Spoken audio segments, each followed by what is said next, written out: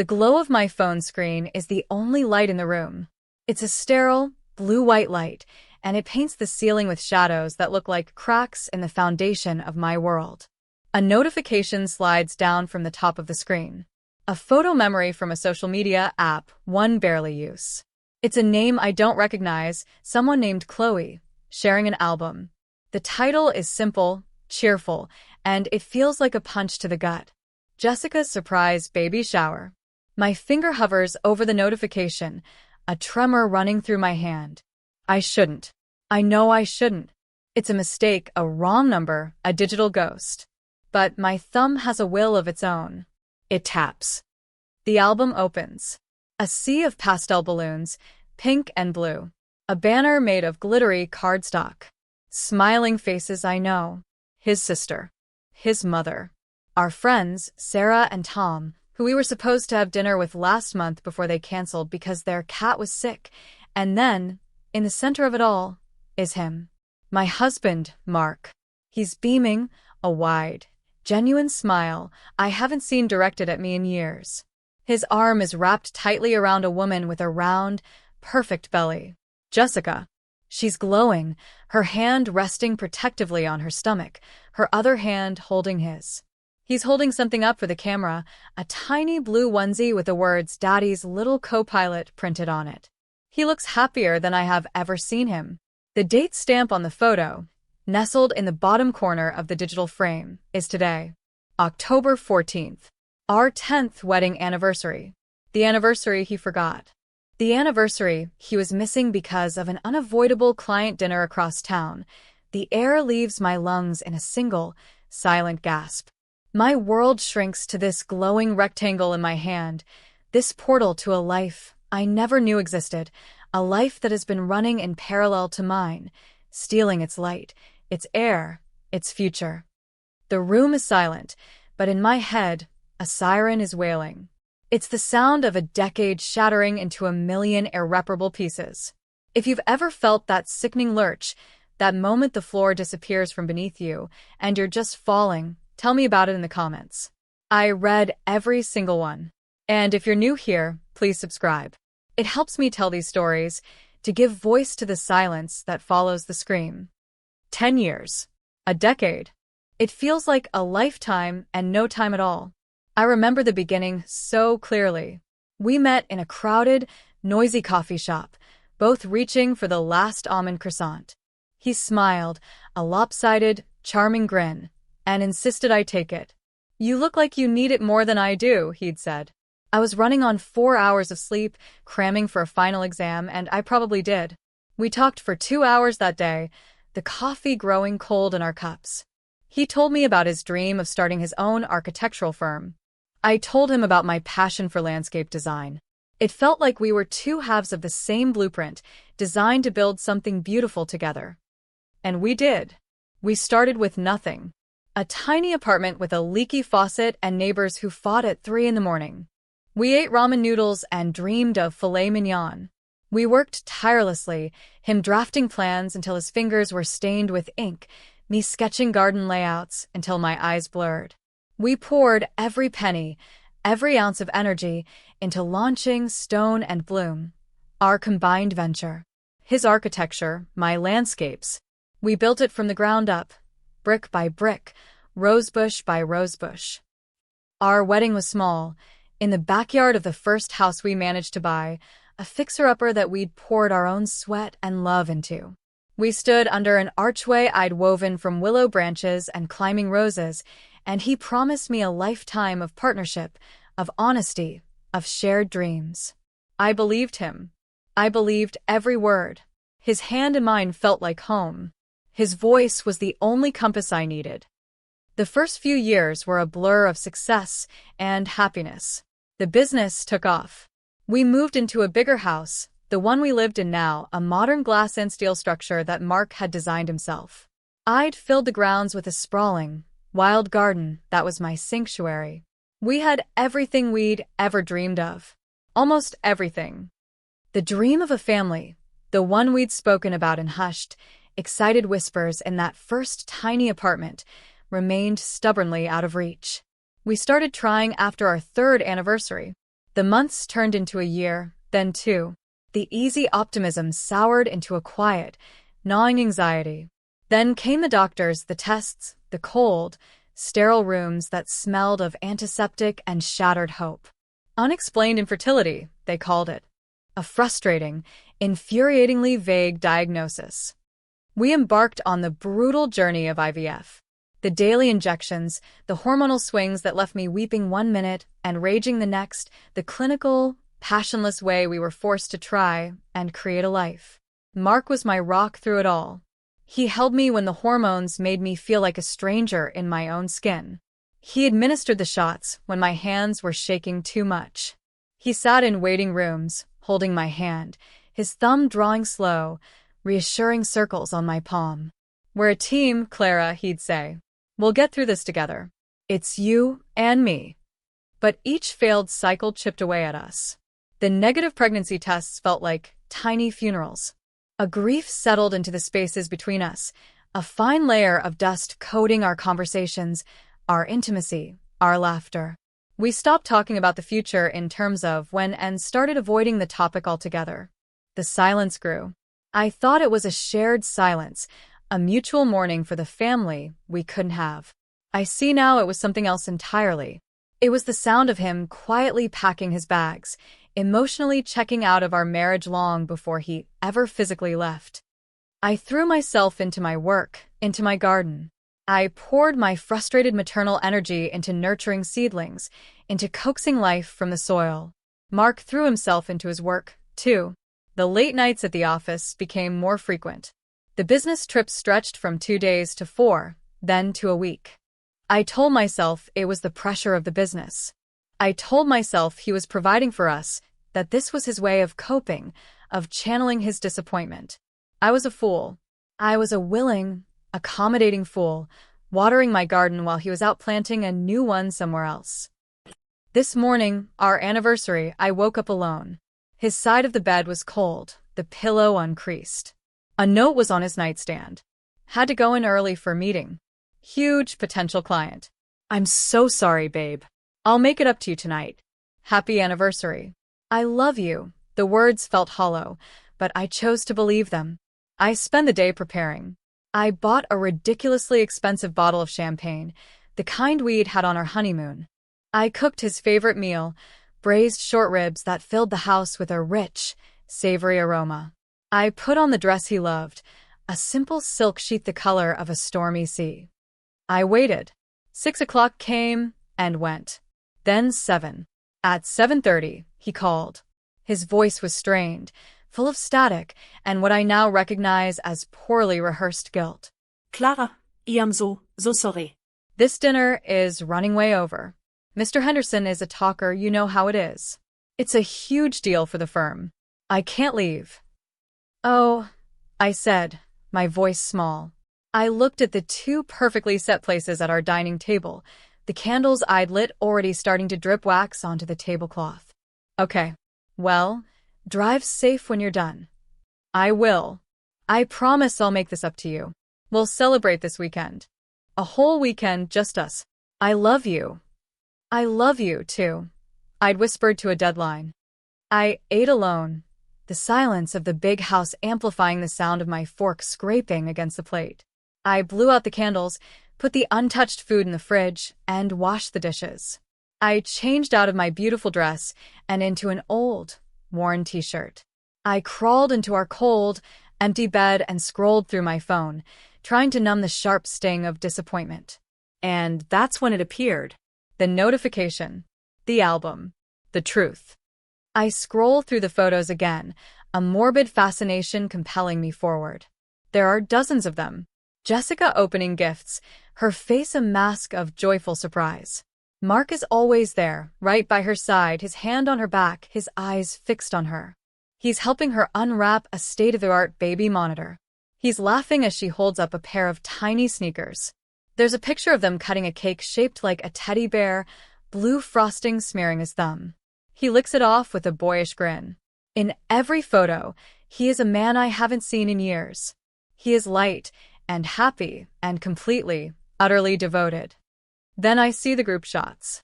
His mother, Diane, is there, hugging Jessica. Diane, who called me this morning to wish me a happy anniversary, her voice thick with fake sentiment. 10 years. What a milestone, dear. I'm so proud of you both for building such a strong marriage. His sister, Lisa, is there, holding up a ridiculously large diaper cake. Lisa, who I helped move into her new apartment last month, who cried on my shoulder about her latest breakup, calling me the sister she never had. The betrayal is symphonic. It's a complex arrangement with multiple parts, and they've all been playing in harmony while I sat in the audience, deaf to the music. I feel a wave of nausea, so intense I have to put the phone down and press my forehead against the cool glass of the window. The garden outside is dark, a collection of sleeping shapes and shadows. My sanctuary. It feels like a world away. I don't cry. The shock is too great, a dam holding back a flood of grief and rage. My mind is working with a strange, cold clarity. I am a ghost in my own life. I am the before picture. While I was mourning the family we couldn't have, he was building a new one without me. The pain is a physical thing, a shard of ice lodged beneath my sternum. He comes home just after midnight. I hear his keys in the lock, the soft click of the door. I turn off my phone screen and pretend to be asleep, my breathing even and slow. He creeps into the room, his movements heavy with a theatrical attempt at quietness. He smells faintly of champagne and a sweet, floral perfume that isn't mine. He slips into bed, his back to me, and within minutes, a soft snore escapes his lips. He is sleeping the peaceful, untroubled sleep of a man who believes he has gotten away with it all. I lie awake in the darkness, staring at the ceiling, the images from the baby shower burned onto the back of my eyelids. The siren in my head has stopped. It's been replaced by a low, steady hum. The sound of an engine turning over. The sound of a war beginning. The next few days are a masterclass in dissociation. I move through my life, through my house like a tourist. I make coffee in the morning.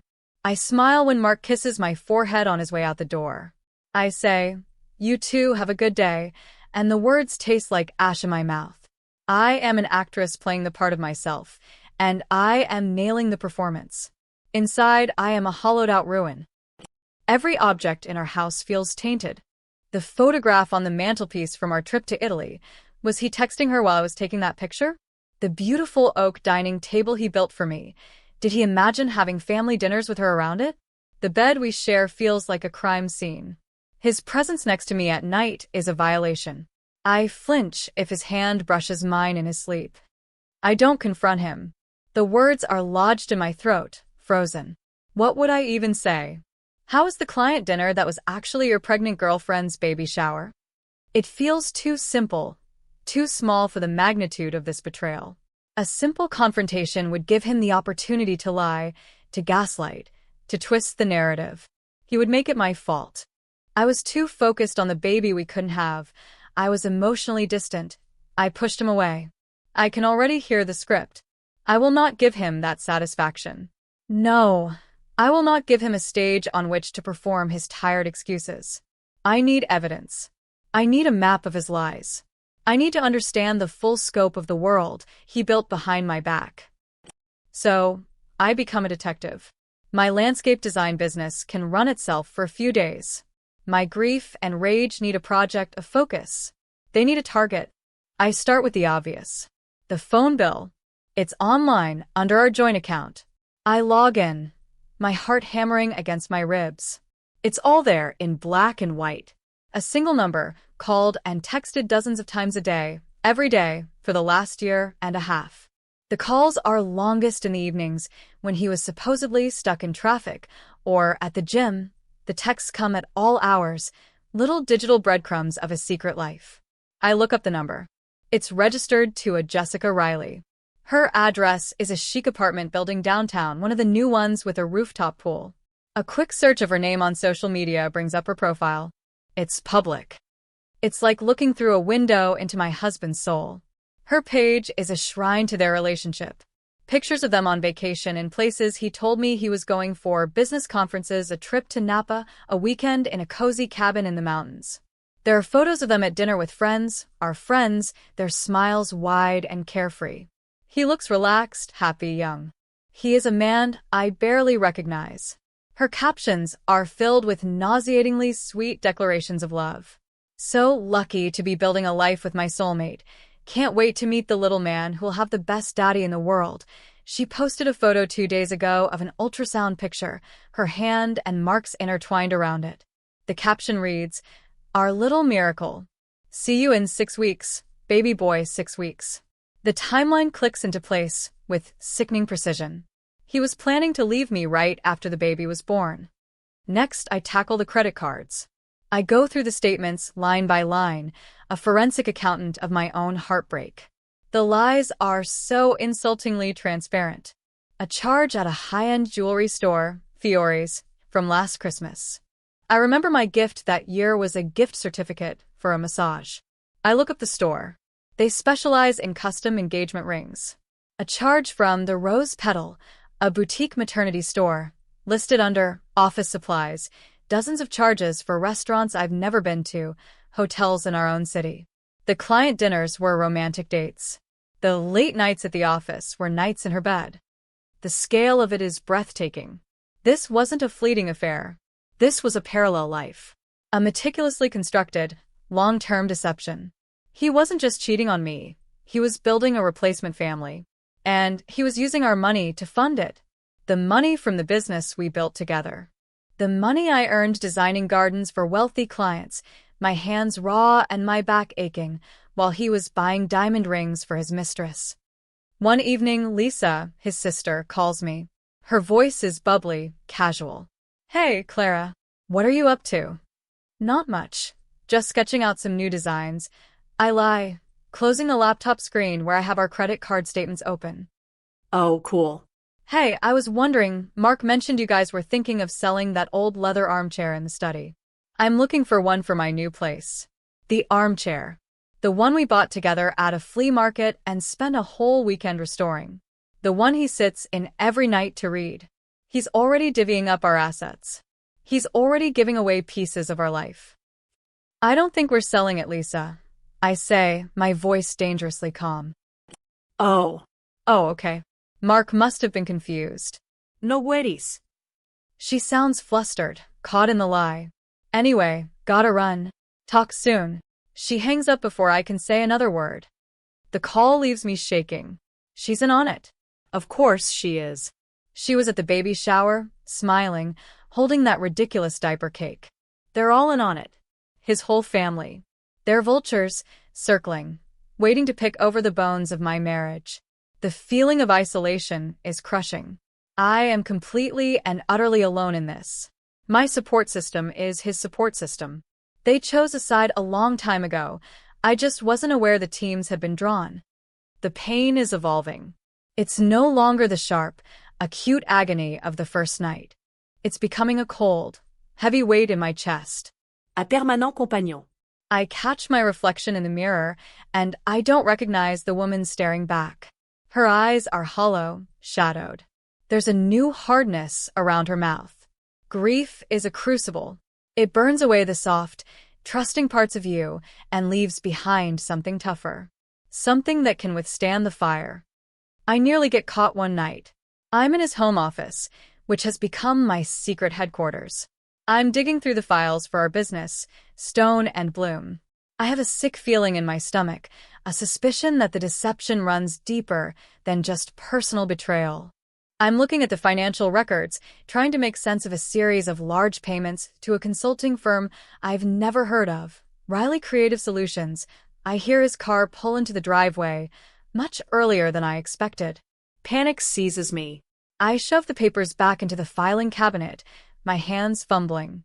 I close the laptop, turn off the desk lamp, and race out of the office, closing the door softly behind me just as his keys turn in the front lock. "Clara? You home?" he calls out. "In the living room?" I call back, my voice miraculously steady, though my heart is trying to beat its way out of my chest. I snatch a book from the coffee table and pretend to be engrossed in it. He walks in, loosening his tie. "Long day," he sighs, dropping his briefcase on the floor. He leans down to kiss me. I have to force myself not to recoil from his touch. His lips are cold. What are you reading? Just an old favorite, I say, holding up the book so he can see the cover. He glances toward the hallway. Were you in my office? The door was ajar. The air freezes in my lungs. Oh, was it? I was just looking for a pen earlier. Must have forgotten to close it all the way. He looks at me for a long moment, his eyes searching mine. I hold his gaze, my expression a carefully constructed mask of placid innocence. The lie feels surprisingly easy on my tongue. I'm learning his language. Finally, he nods, seemingly satisfied. Okay, I'm going to go change. I'm exhausted. I watch him walk down the hall, and only when he's out of sight do I allow myself to breathe. The close call leaves me rattled, but also emboldened. He's careless. He's arrogant. He underestimates me. He sees me as the gentle, forgiving, slightly naive woman he married. The woman who tends her garden and believes what she's told. He has no idea who I'm becoming. He has no idea that while he's been building a new life, I've been sharpening my tools. And I'm no longer just a gardener. I'm learning how to be a demolition expert. The breaking point isn't a single, dramatic event. It's a quiet click. It's the moment I find the baby registry. I don't know why I didn't think of it sooner. A simple search online. Jessica Riley, baby registry, and there it is. Public. A list of hopes and dreams for a life that was supposed to be mine, all neatly cataloged with prices and purchase links. I scroll through the list, a cold numbness spreading through my limbs. A $400 stroller. A designer crib that costs more than our first car. A cashmere baby blanket. And then I see the column on the right. Purchased by name after name, they scroll past. Diane Miller, Lisa Miller, Sarah and Tom Peterson. All the smiling faces from the baby shower photos. Our friends. His family. They didn't just attend the party. They helped furnish this new life. They bought the crib for the baby he was having with another woman. They bought the stroller he would push down the street, building a happy family tableau for the world to see. Each name is a fresh wound. Diane, his mother, who bought the changing table. The last time I spoke to her, she was complaining that Mark worked too hard, that we needed to take a vacation, just the two of us, to reconnect. Tom, Mark's best friend and the best man at our wedding, bought the car seat. He'd clapped Mark on the back during his wedding speech and talked about Mark's loyalty, his integrity. What a joke. They were all part of it. An entire conspiracy of smiles and pleasantries, all designed to keep me in the dark. I close the laptop. The tears that I thought had run dry are suddenly streaming down my face. But these are not the hot tears of grief. They are cold, silent tears of rage. The grief was for the man I thought I'd married, for the life I thought we had. But that man doesn't exist. That life was a facade. The crying stops as abruptly as it began. A profound, chilling clarity settles over me. This is no longer about a broken heart. It's not about winning him back. I wouldn't take him back if he crawled over broken glass. This is about the breathtaking arrogance, the sheer, calculated cruelty of it all. He didn't just cheat. He and his entire support system conspired to erase me. They were building his new life on the ashes of mine, and they expected me to just sit quietly in the rubble. They thought I was the quiet, unassuming landscape. They forgot that landscapes can have fault lines. They forgot that the ground beneath their feet can split open and swallow them whole. The shift inside me is palpable. It's a tectonic plate grinding into a new position. The victim, the grieving wife, she's gone. In her place is someone I don't quite recognize yet, but I can feel her power. She is cold and methodical and utterly devoid of mercy. He didn't just break my heart. He declared war on my life, my future, my sanity. And I am going to burn his kingdom to the ground. I open the laptop again, but I don't go back to the baby registry. I open a new browser tab and start searching for the best divorce lawyer in the city. The game has changed. I am no longer playing defense. My investigation takes a darker turn. The consulting firm from the business records, Riley Creative Solutions, keeps nagging at me. Jessica's last name is Riley. It can't be a coincidence. I spend 2 sleepless nights cross-referencing invoices, payment dates, and bank transfers. The business account, the one I am a co-owner of, the one that holds the profits from my designs and his architecture, has been bleeding money for over a year. Large, 5-figure payments made every month to a company that, as far as I can tell, doesn't actually exist. There's no website, no professional registration, just a P.O. box address. He's been funneling money from our joint business, our life's work, into a shell company. Her company. The numbers are staggering. He's siphoned off nearly $200,000. He's been building a nest egg for his new life with my money. The blood drains from my face. This isn't just infidelity, it's grand larceny. He was planning on leaving me with a business bled dry, a mountain of shared debt, and a broken heart. He was going to walk away, financially secure, into his new life with his new family, leaving me to sort through the wreckage. The walls of my beautiful, glass and steel house suddenly feel like they're closing in. The air is thick, heavy, hard to breathe. For a moment, the cold resolve wavers, replaced by a terrifying wave of helplessness. He's thought of everything. He's been 10 steps ahead of me this entire time. He has his family, his friends, his new life, and now our money. What do I have? A garden full of dying roses and a house full of ghosts. I feel myself starting to spiral, the panic clawing at my throat. I could lose everything. The business I poured my soul into. The house that was my pride and joy. My financial security. He was going to strip me of my past and my future, all in one go. I collapse onto the floor of his office, the fraudulent invoices scattered around me like dead leaves. The sheer, methodical cruelty of it is what breaks me. It would have been kinder to just leave. But he didn't want to just leave. He wanted to profit from the destruction. He wanted to ensure that while he was rising, I was falling, and falling hard. I lie there for what feels like hours, the cold hardwood floor seeping into my bones. The despair is a physical weight, pressing down on me, suffocating me. This is it. This is how it ends. He wins. He gets everything he wants, and I am left with less than nothing. The woman with the icy resolve is gone, replaced by the broken, grieving wife once more. The fight drains out of me, leaving behind a hollow, aching void. I close my eyes, and for the first time, I don't see the baby shower photos. I see a bleak, empty future. I see myself alone, bankrupt and broken. Then, something small cuts through the fog of my despair. It's the smell of jasmine, drifting in through the open office window from the garden. My garden.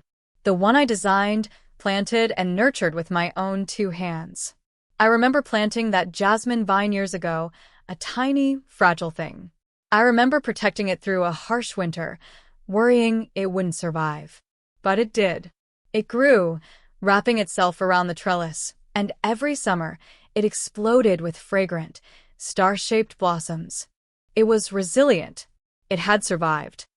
I sit up, slowly. I look at the papers around me, the evidence of his betrayal. He thinks he's an architect, a master builder, creating his new life. But he's made a fatal error. He built his new house on my land.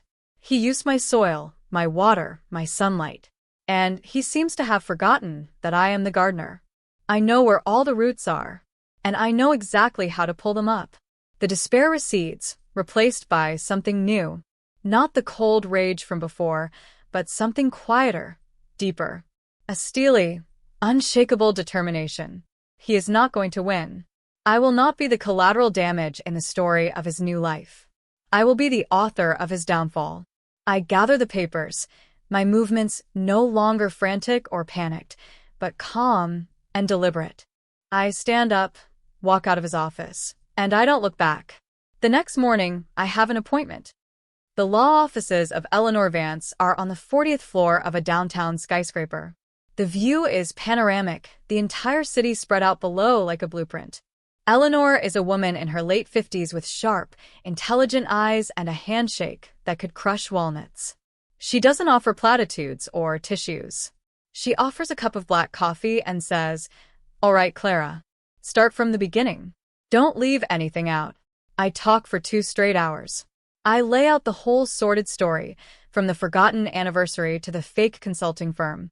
I hand her the files I've compiled, the phone records, the credit card statements printed with highlighted charges, the social media posts I've screenshotted, the fraudulent invoices from Riley Creative Solutions. I am organized, methodical, and calm. I present my case like I'm presenting a landscape design to a client. Here are the problems. Here is the evidence. Here is the outcome I want. Eleanor listens, her expression unreadable. She occasionally jots down a note on a yellow legal pad, her pen scratching in the quiet room. When I'm finally finished, the story hanging in the air between us, she leans back in her leather chair and studies me for a long moment. "He's a bastard, Clara," she says, her voice devoid of sympathy, but full of professional assessment. "And a stupid one. But he's covered his tracks just enough to make this messy." She explains the legal realities. The money funneled through the shell company will be hard to claw back immediately. Proving marital fraud is a high bar. The divorce will be a long, ugly war of attrition, designed to wear me down and bleed me dry until I accept a lowball settlement. "He thinks you'll crumble," Eleanor says, her eyes fixed on mine. "His whole strategy is based on the assumption that you are the gentle, heartbroken wife who will be too emotionally devastated to fight back effectively. He's counting on your grief to be his greatest weapon." "He's wrong," I say, my voice low and steady. A small, thin smile touches Eleanor's lips. Good. "Because we're not going to fight him on his terms. A legal battle is fought in the courtroom. It's slow, it's expensive, and it's governed by rules." He's prepared for that. She leans forward, tapping her pen on the desk. "But the court of public opinion, that's a different battlefield entirely. It's swift, it's brutal, and it has no rules. He's built his entire professional reputation on an image of integrity, stability, and success. He's a family man, a community pillar. That's the image that gets him the big contracts, the trust of his clients." A light goes on in my head. A brilliant, blinding flash. Eleanor continues, her voice dropping to a conspiratorial whisper. "Legally, we will file for divorce tomorrow morning, citing irreconcilable differences. At the same time, we will file an emergency ex parte motion to freeze all your joint assets and the business accounts, based on the financial evidence you've brought me. That will cut off his funding. It will trap the money he hasn't already stolen. That's our legal ambush. He won't see it coming." She pauses, letting the weight of her words sink in. "But the public part, that's up to you. He's built his new life in the shadows, propped up by the smiling, complicit faces of his friends and family. What happens, Clara, when you turn on the lights?" I leave Eleanor Vance's office feeling like a different woman. The fear and helplessness are gone, burned away by the cold fire of her strategy. I am not a victim being dragged into a fight. I am a general, armed with a brilliant plan of attack. For the first time in weeks, I feel a sense of power. He took my past, he tried to steal my future, but he made one critical mistake. He left me in the present. And in the present, I have a voice, a story, and a share button. I spend the next week preparing for battle. Eleanor files the paperwork. The accounts are frozen. Mark doesn't know it yet. He's still coming home every night, kissing my cheek, playing the part of the devoted, hard-working husband. The dramatic irony is so thick I could choke on it. He talks about a big new project he's close to landing, a community center contract that would be a huge boost for his reputation. He has no idea that reputation is about to become a smoldering crater. I wait for the right moment. I am patient. I am a predator. I watch him, I study him, and I wait. The perfect opportunity, I realize, would be a day when he feels safe, complacent, and victorious. A day when the blow will land with the most devastating impact. That day comes a week later, when he comes home beaming, announcing he's landed the community center contract. "We should celebrate," he says, pulling a bottle of champagne from the fridge. My champagne. The one I bought for our anniversary. "This is the start of big things, Clara. For us." "That's wonderful, honey," I say, my smile as brittle as glass. We drink a toast. A toast to his success. A toast to our future. A toast to the beautiful, intricate web of lies he thinks is still holding strong. That night, he falls asleep with a smug, satisfied smile on his face. He is a man on top of the world. He has no idea he's standing on a trapdoor. The house is silent except for the hum of the refrigerator and the sound of my own steady breathing. It's 2 a.m. Mark is fast asleep beside me, his breathing deep and even. I slip out of bed, my movements silent and fluid. I take my laptop into the living room, the moonlight streaming through the large glass windows, illuminating the room in shades of silver and gray. It's time. I open my social media page. My profile is modest, private, mostly pictures of my garden and a few vacation snaps. I change the privacy setting to public, then I begin. I don't start with the anger. I start with the love story. I create a new photo album. The title is simple, almost sweet, celebrating 10 years of marriage and some surprising news. The first picture I upload is from our wedding day. We're young, ridiculously happy, his arms wrapped around me as we share a piece of cake. The caption, 10 years ago today, I married my best friend. What a journey it's been. The next photo is from our first anniversary, a clumsy selfie taken on a hiking trip. Then a photo from the day we signed the papers for our business, Stone and Bloom, our faces etched with excitement and fear. I post a photo for every year. Us renovating our first house, covered in paint and dust. Us on the beach in Mexico. Us celebrating his 35th birthday. A carefully curated timeline of the life I thought was real. I am building the stage, setting the scene, reminding everyone of the story they thought they knew. Then, after the 10th photo, a picture of us from last year's anniversary, I pause. I take a deep, steadying breath. And then I upload the rest of the photos. All of them. The entire album from Jessica's baby shower. I upload the picture of Mark and Jessica cutting the cake. The one of them holding the onesie. The one of his mother hugging her. The one of his sister with the diaper cake. The group shots with all our smiling, treacherous friends. I upload every single one. And then I start tagging. I tag Mark. I tag his mother, Diane Miller. His sister, Lisa Miller. I tag Sarah and Tom Peterson. I tag every single person I recognize in those photos. I tag Mark's business partners. I tag the clients I know he's connected with online.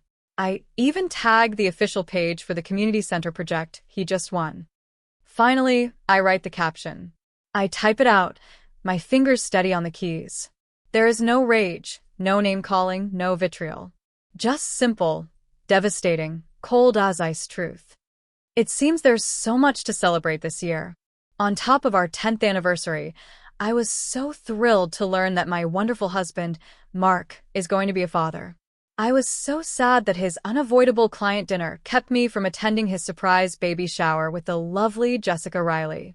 But from these pictures, it looks like everyone else I love was there to support them. My heart is so full knowing our family and friends were there to celebrate this beautiful moment. Congratulations to the happy couple. Hashtag 10-year anniversary, hashtag family, hashtag surprise, hashtag love. My finger hovers over the post button. This is the point of no return. This is the match being dropped into the gasoline. I think of his lies, his theft, his cruelty. I think of the woman crying on the office floor. And I press the button. I close the laptop and sit in the silent, moonlit room. I don't feel triumphant. I don't feel happy. I feel a profound, empty calm. The storm has been unleashed. Now, all I can do is wait for the thunder. It doesn't take long. Less than 10 minutes. A soft buzz from my phone on the coffee table. A notification. Sarah Peterson has commented, "Clara, what is this?" This is a misunderstanding. 5 seconds later, the comment is deleted. The first rat is trying to jump from the sinking ship. Then another buzz. A text message from my own mother. "Clara, I just saw your post. Call me right now." The phone starts to vibrate continuously. Notifications are flooding in. Friend requests from strangers. Dozens of comments appearing and disappearing as people panic. Then the first phone call. It's not from anyone I expect. It's a number I don't recognize. I let it go to voicemail. A minute later, a text from the same number. This is Bob Henderson, Mark's client. The one from the anniversary dinner. We need to talk. My plan is working even better than I imagined.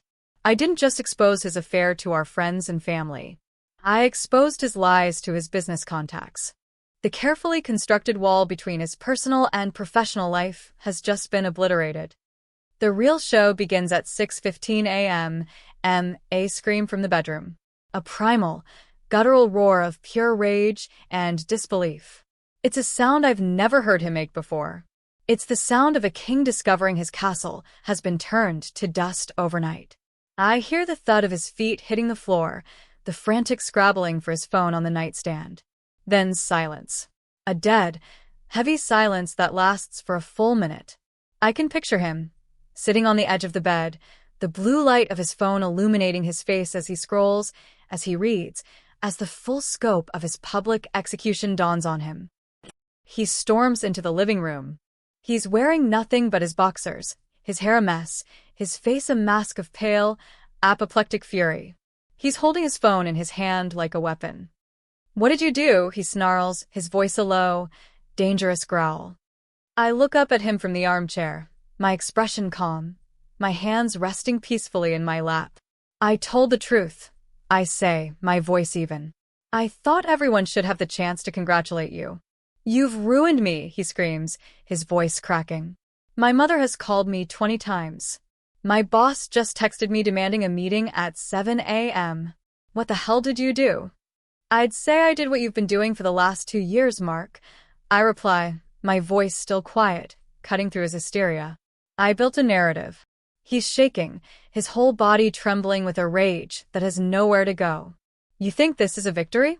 Posting some photos online? You're pathetic, Clara. You're just a bitter, jealous woman." This is the moment. The part he doesn't see coming. The real trapdoor beneath the trapdoor. "Oh, Mark," I say, and for the first time, I allow myself a small, cold smile. "The photos? That was just the press release. The real story is about the money." The color drains completely from his face. What are you talking about?" "I'm talking about Riley Creative Solutions," I say, savoring each word. "I'm talking about the $200,000 you embezzled from our company to fund your new life. The company I co-own. The company whose financials I have every right to inspect." He looks like I've physically struck him. He stumbles back a step, his mouth opening and closing with no sound coming out. "My lawyer, Eleanor Vance, filed an ex parte motion yesterday morning." I continue, my voice like chips of ice. "While you were sleeping, a judge signed an order freezing every single one of our assets. The joint accounts, the business accounts, the credit cards. It's all locked down, Mark. Tighter than a drum. Your little nest egg is gone." He stares at me, his eyes wide with horror and disbelief. He thought my attack was emotional, a scorned wife's messy, public tantrum. He had no idea it was a calculated, strategic, financial decapitation. He was so busy worrying about the smoke, he didn't realize the entire foundation of his house was already gone. "You can't," he stammers. "You can't do that." "I can," I say, standing up. "And I have. You wanted a new life. You were so eager to start over. Well, here's your chance. You can start over from zero.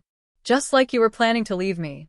His phone buzzes again, a frantic, angry sound in the silent room. He looks down at it. A text from his sister, Lisa. "Mom is a wreck. Jessica is calling me nonstop. She says her phone is blowing up. What is going on?" He looks from his phone back to me, and for the first time, I don't see anger in his eyes. I see fear. Pure un adulterated terror.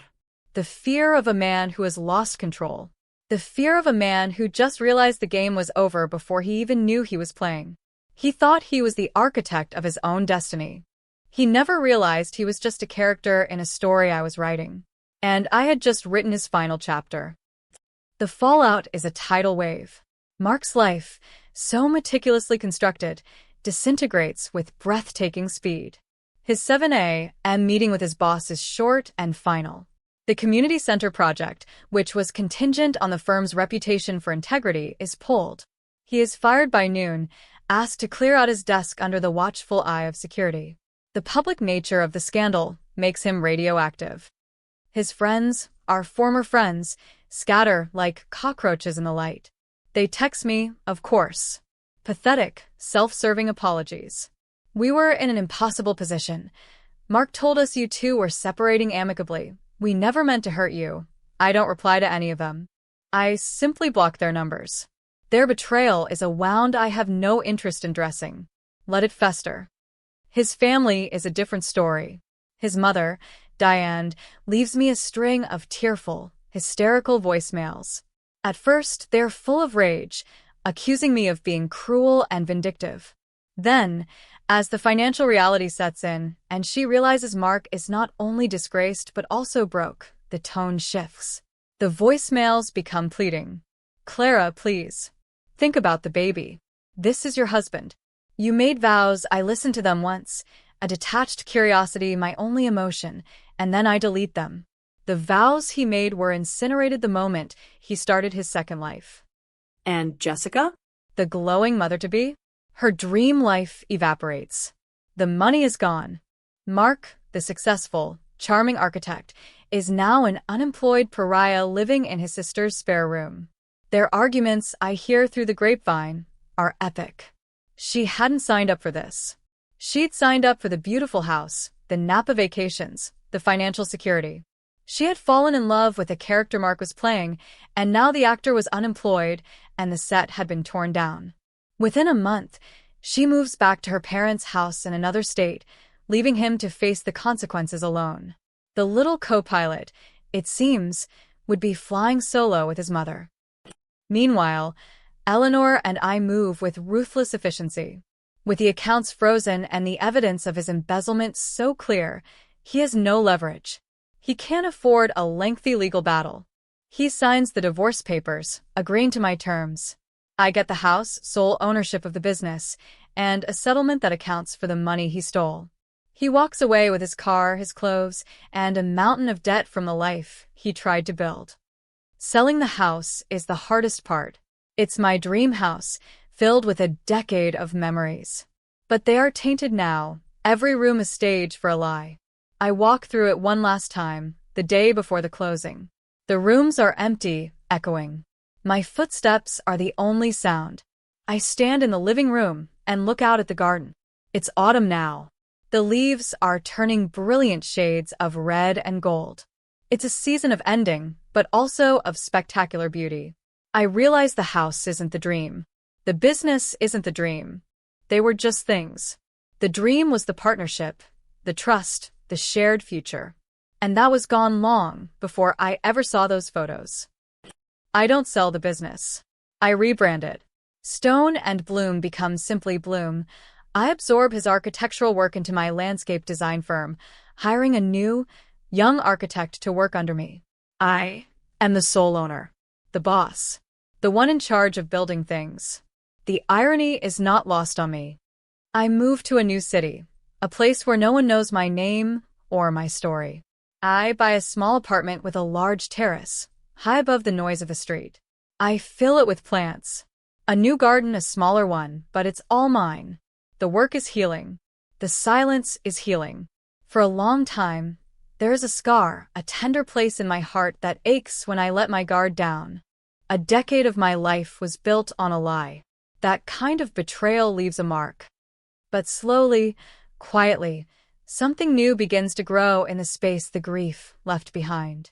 It's a quiet strength, a hard-won sense of self.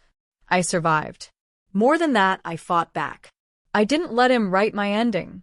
I took the pen from his hand and wrote one myself. I look back at the woman I was, the trusting wife, the grieving woman who thought her life was over, and I feel a sense of tenderness for her. She had to break so that the woman I am now could emerge. Tonight, I'm sitting on my terrace. The city lights glitter below me like a fallen constellation. The air is cool and crisp.